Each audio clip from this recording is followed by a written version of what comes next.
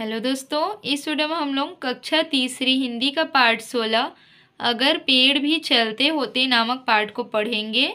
उसका अर्थ देखेंगे और उसके बाद प्रश्न और अभ्यास भी देखेंगे।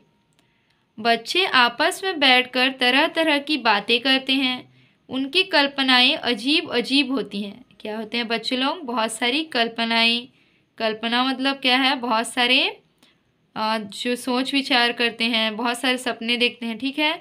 कभी वे पक्षी बनकर आकाश की सैर करते हैं, कभी शेर बनकर जंगल का राजा बनते हैं। इस पाठ में भी वे कल्पना करते हैं कि अगर कहीं पेड़ चलने लगे तो क्या हो। ठीक है। इस पाठ में जो बच्चे हैं वो कल्पना करते हैं कि अगर पेड़ चलते होते तो क्या क्या होता। तो चलिए पहले पाठ को पढ़ते हैं, फिर उसके बाद उसका अर्थ देखेंगे। अगर पेड़ भी चलते होते कितने मजे हमारे होते, बांध तने में उसके रस्सी जहाँ कहीं भी हम चल देते। अगर कहीं पर धूप सताती उसके नीचे हम छिप जाते।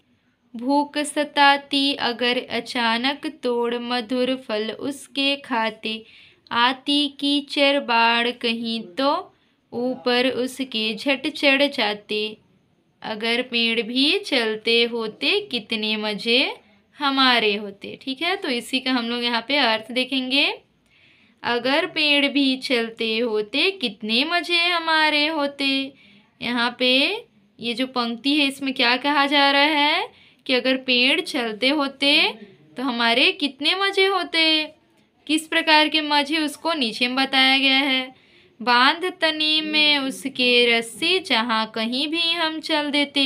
अगर जो पेड़ है वो इस प्रकार का चलता होता तो हम उसके तने में रस्सी बांध करके कहीं भी चले जाते। अगर कहीं पर धूप सताती उसके नीचे हम छिप जाते। जो पेड़ होता है वो अपने नीचे जो व्यक्ति होते हैं या जो भी जीव जंतु होता है उनको क्या देता है? छाया देता है। और यही जो छाया रहता है पेड़ का वो हमको धूप से बचाता है। तो यहाँ पे इन पंक्तियों में कहा गया है कि अगर हमको पेड़ पे चलते हुए क्या होती, कहीं पे धूप सताती तो हम पेड़ के नीचे छिप जाते और उस धूप से बच जाते। आगे की पंक्तियां हैं। भूख सताती अगर अचानक तोड़ मधुर फल उसके खाते। अगर हमको कहीं पे अचानक से भूख सताती, ठीक है, भूख लगती तो क्या करते? जो पेड़ है उसके मधुर फलों को तोड़ करके खा लेते और इस प्रकार से हम अपने मनोरंजन भी कर लेते पेड़ के साथ चलते चलते। और हमको अगर भूख लगती तो हमारा पेट भी भर जाता। इस प्रकार की कल्पना बच्चों के द्वारा की जाती है, जिसको कि इस कविता में कविता का रूप दिया गया है। आती कीचड़ बाढ़ कहीं तो ऊपर उसके झट चढ़ जाते। और अगर रास्ते में चलते हुए कहीं पे कीचड़ या बाढ़ आती तो हम पेड़ के ऊपर चढ़ जाते। ऐसे बाल जो बच्चे होते हैं उनके बाल मन में ऐसे विचार आते रहते हैं। तो उसी को यहाँ पे कविता में बताया गया है। अब हम लोग इस पाठ का शब्दार्थ देखते हैं। पहले है तना। तना का अर्थ होता है पेड़ के नीचे का मोटा भाग। मधुर, इसका अर्थ होता है मीठा। धूप, सूर्य की रोशनी को धूप कहते हैं। सताती यानी कि कष्ट देती, झट, शीघ्र या तत्काल। अब हम लोग इसका प्रश्न और अभ्यास देखते हैं। तो प्रश्न नंबर पहला है, पेड़ों से हमें क्या लाभ होता है? इसका उत्तर होगा पेड़ हमें ऑक्सीजन, फल, फूल, औषधियाँ, लकड़ी, गोंद तथा ठंडी छाया देते हैं। पेड़ हमें क्या क्या देते हैं? ऑक्सीजन, जो कि हम श्वसन में उपयोग करते हैं। उसके बाद फल, फूल, औषधियाँ, लकड़ी, गोंद और ठंडी छाया देते हैं। प्रश्न नंबर दूसरा है, अगर पेड़ बोलते तो हमसे क्या कहते? इसका उत्तर है, अगर पेड़ बोलते तो वे हमसे कहते कि मैं भी तुम्हारा मित्र हूँ, मैं भी तुम्हारे साथ खेलूँगा। तथा जो पेड़ काटते हैं उनसे कहते कि पेड़ों को न काटें। ऐसा क्यों कहते? क्योंकि जो पेड़ हैं उनमें भी जीवन है और उनको जब काट देते हैं तो एक हरा भरा जो पेड़ है वो नष्ट हो जाता है। और पेड़ क्या करते हैं? वातावरण को शुद्ध भी करते हैं। इसी वजह से पेड़ को नहीं काटना चाहिए। प्रश्न नंबर 3, अगर पेड़ चलते तो क्या होता? उत्तर, अगर पेड़ चलते तो वे कहीं भी चले जाते, जिससे दुर्घटना होने की भी संभावना होती। प्रश्न नंबर 4, पेड़ों पर हम कब कब चढ़ते हैं? तो इसका उत्तर है, पेड़ों पर हम फल, फूल और टहनियों को तोड़ने के लिए चढ़ते हैं तथा कभी कभी मज़े लेने के लिए भी चढ़ते हैं। प्रश्न नंबर 5 देखते हैं, अगर पेड़ न होते तो हमें क्या कठिनाइयाँ झेलनी पड़ती? सोचकर लिखो। उत्तर, अगर पेड़ न होते तो हमें फल, फूल, औषधि, पत्ती, लकड़ी आदि प्राप्त नहीं होता तथा प्राणवायु ऑक्सीजन भी नहीं मिल पाता। अतः पेड़ों के बिना जीवन संभव नहीं है। पेड़ क्या है? जीवन की एक बहुत ही आवश्यक चीज़ है, क्योंकि पेड़ों से ही हमें सबसे पहले तो प्राणवायु ऑक्सीजन, जो कि जीवन के लिए सबसे आवश्यक है, वो मिलती है। उसके बाद पेड़ों से ही हमें फल, फूल, दवाइयाँ, ये सारी चीज़ें मिलती हैं। इसीलिए अगर पेड़ नहीं होंगे तो जीवन ही संभव नहीं होगा। प्रश्न नंबर 6, अगर पहाड़ भी चलने लगे तो क्या होगा? उत्तर, अगर पहाड़ भी चलने लगे तो दुनिया में तबाही मच जाएगी। प्रश्न नंबर 7 देखते हैं, अगर हवा पानी न होते तो क्या होता? इसका उत्तर होगा, अगर हवा पानी न होते तो पृथ्वी पर जीवन ही संभव न होता, कोई जीव जंतु भी न होते, क्योंकि हवा पानी बहुत ही आवश्यक है। जब तक कोई व्यक्ति पानी नहीं पिएगा या फिर ऑक्सीजन नहीं लेगा कोई जीव, तो क्या वो जीवित रह सकता है?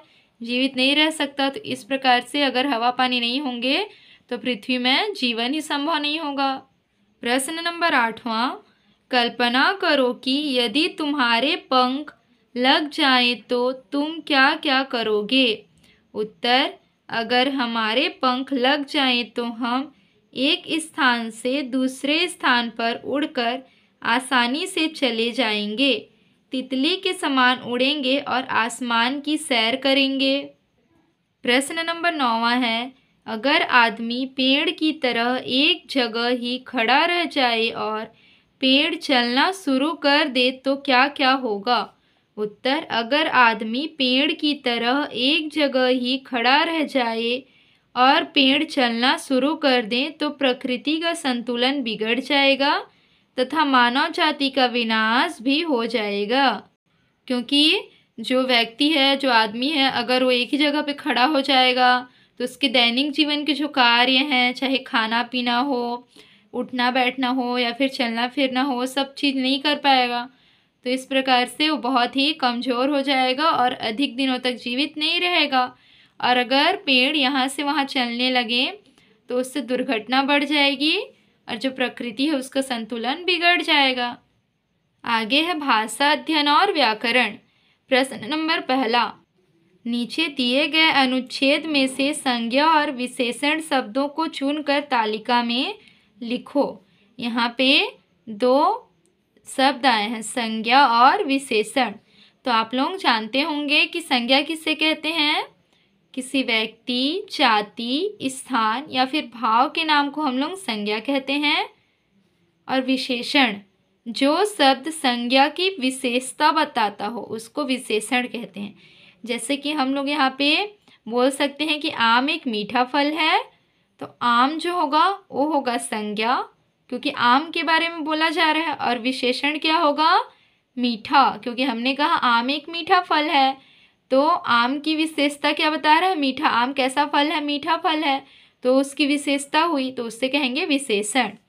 तो यहाँ पे जो पैराग्राफ है उसमें से हमको संज्ञा और विशेषण छांट करके लिखना है। यहाँ पे एक बगीचा था, बगीचे में आम, अमरूद तथा जामुन के बहुत से पेड़ थे। कुछ पेड़ों के तने बहुत मोटे थे, वे बहुत पुराने पेड़ थे। उन पेड़ों के फल मीठे थे। वहाँ अमरूदों के पेड़ भी थे, अमरूद मीठे थे। पके जामुनों का रंग काला था। कभी कभी बगीचे में बंदर आ जाते थे, वे बहुत शरारत करते थे। वे पेड़ों पर चढ़कर फल गिरा देते थे। उन फलों को चिड़िया खा लेती थी। तो अब इसमें हम लोग पहले संज्ञा चीज़ों को छांटेंगे, जैसे कि फल, आम, अमरूद, जामुन, पेड़, बगीचा, चिड़िया, बंदर और तनी। ये सब चीज़ होगा संज्ञा। उसके बाद जो यहाँ पे संज्ञा की विशेषता बता रहा है, यानी कि जो विशेषण है, उन शब्दों को छांट करके यहाँ पे लिखेंगे। काला, शरारत, पुराने, मोटे, मीठे और पके, ये हो जाएगा विशेषण। प्रश्न नंबर दूसरा है, तुम इन शब्दों को अपनी भाषा में क्या बोलते हो? पेड़, धूप, तना, रस्सी, भूख, कीचड़ और बाण। तो आप लोग अपने घर में इन चीज़ों को किस किस नाम से बुलाते हैं, ठीक है? आप अपनी भाषा में क्या क्या बोलते हैं वहाँ यहाँ पे लिखेंगे।